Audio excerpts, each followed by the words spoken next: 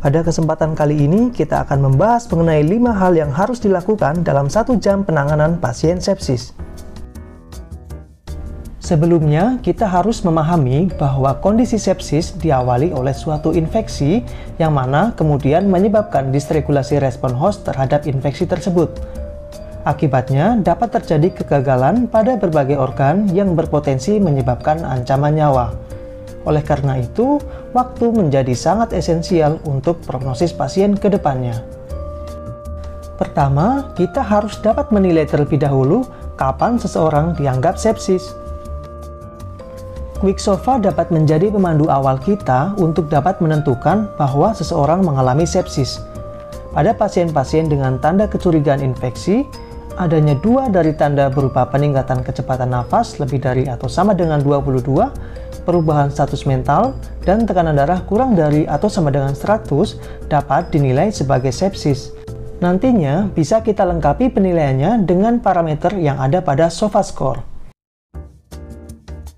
Setelah pasien didiagnosis sepsis, kita harus menilai kondisi dasar pasien saat mengalami sepsis tersebut. Pertama, kita harus melakukan pemeriksaan kadar laktat, atau jika sebelumnya kadar laktat lebih dari 2, kita dapat melakukan pengukuran kembali.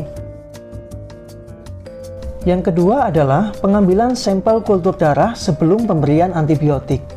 Tujuannya, supaya kita dapat mengetahui karakteristik kuman yang menyebabkan infeksi tersebut, tetapi tanpa bias oleh pemberian antibiotik yang kita berikan. Namun, pengambilan sampel ini tidak boleh menghalangi upaya pemberian antibiotik ya. Yang ketiga adalah pemberian antibiotik spektrum luas.